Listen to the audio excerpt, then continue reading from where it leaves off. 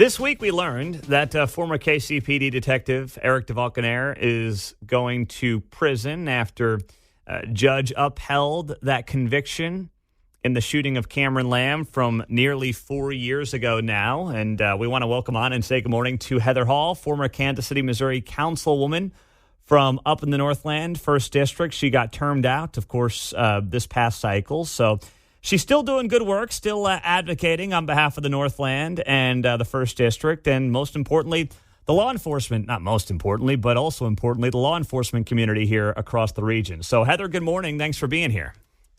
Well, good morning, Pete. Thanks for having me on. So obviously this story has hit home for you. You were in many ways the most pro-police advocate on the city council while you were there. Where are you at right now? What do you want to make sure the people of Kansas City know in the wake of this upheld conviction of DeValconaire earlier this week? Well, of course, as a wife of a former retired Kansas City police officer, this is something that every wife feels every single day when their husband or their spouse goes to work and they put on that vest and they do this. You never know what's going to happen, if they're going to come home alive or what's going to happen to their day. And they do this anyway. And for Mr. DeValconaire to honorably serve for over 20 years in the Kansas City, Missouri Police Department, day in, day out, putting on a vest, putting on the gun, taking every single call for service that gentleman did not know what was on the other end of that, every day just to protect and serve the people of Kansas City, then to have him go to jail for doing that very job, that seems unconscionable to me, and I can't get my head around that for this sweet family. Well, you'll say doing that very job, and the detractors will say, well, he wasn't or shouldn't have been on the property, and did he really have a gun pointed at the partner? I mean, you've seen all the media narratives that have been out there, Kansas City Star and elsewhere in town. Mm-hmm. So what do you say to that? Well, I say, first of all, I find it ironic that this seems to be the only job in America that you can go to jail for doing your job. Now, we don't know everything. Nobody knows everything but the people that were there that night. And so what we can do is we can say, you know what, we have to find a better way to work around things when they happen like this. Because when an officer is charged with a crime of armed criminal action in the course of doing their job, I have a problem with that legal definition. I think that if they need to be charged with something, then charge them with something, but don't charge them with armed criminal action, because the very essence of their job is that they're armed, of course.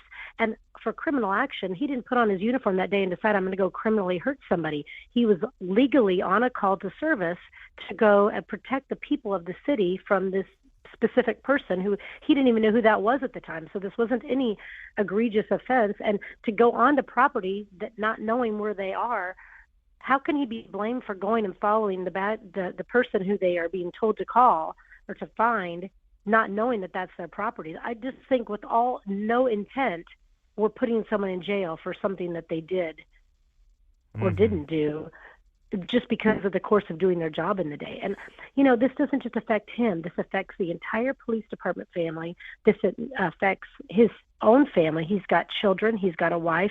Now they have no pension, no income for him for the foreseeable future. And this is I just don't understand that. Mm-hmm. What really hard time with that. Yeah. What about Governor Parsons' office? I mean, he could end up pardoning Detective DeValconaire. Is that something that you are advocating on behalf of? Well, absolutely. I think that there are a lot of ways that Mr. DeValconaire can live a successful life and do good things without being a police officer, and has been doing so ever since this whole thing has happened. So I think the governor has a very perfect opportunity to do that. It's just a matter of whether he will. But first, there's other things that could happen. Obviously the Supreme Court could weigh in on it, and if they do, that's a great option. If they don't, then I would urge people to call the governor and say, we respectfully request that you consider a pardon for this gentleman. Mm-hmm. What about, That's what I would like. You mentioned some of the fallout from this in law enforcement, and you know the community very well.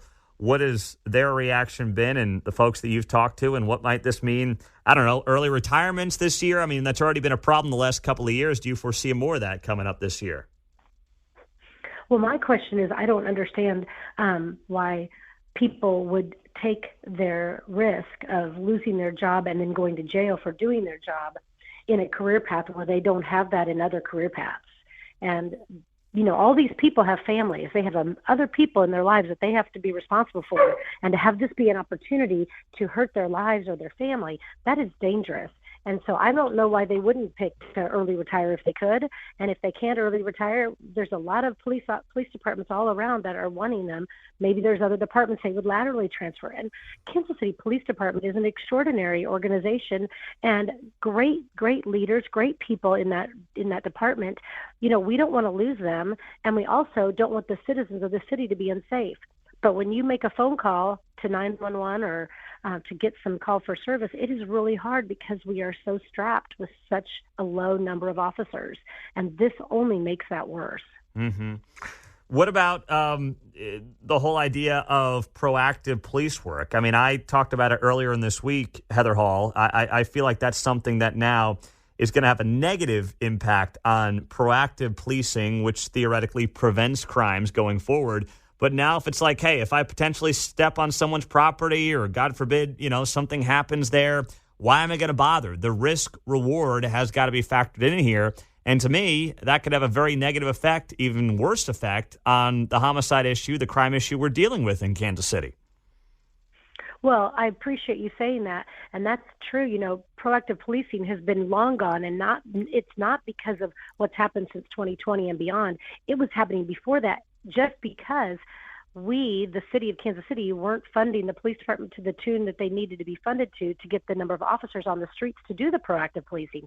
So even before all this craziness happened in the last 3 or 4 years, officers couldn't do as much proactive policing as they wanted to because they were too busy just actually answering the calls for service with a limited amount of people on the street. Mm-hmm. And that is a problem in a city of the size of 319 square miles with 500,000 people. It is hard to get everywhere. It is hard to have an officer in every place.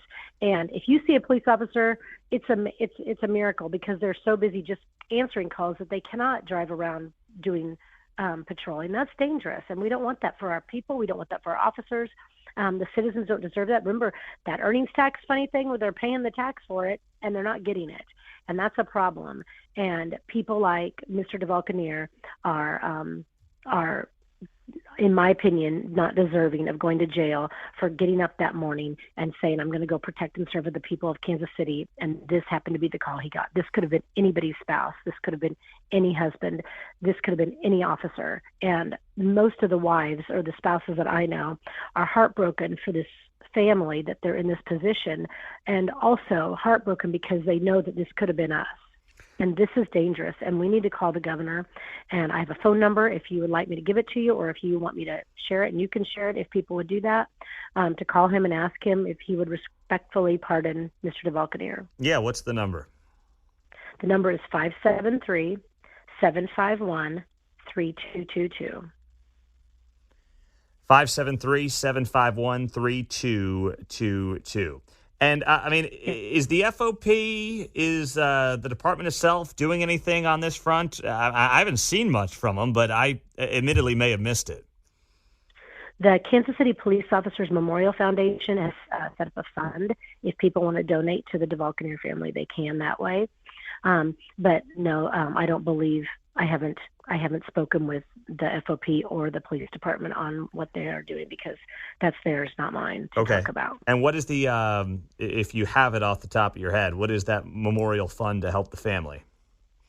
It's called the Kansas City Police Officers Memorial Fund, and I have a link that I can share with you. Okay, great. We'll put that up on our social media pages later today. Well, thank you so much for this time, Pete. It's so important, and I just wish we can get this man home right now.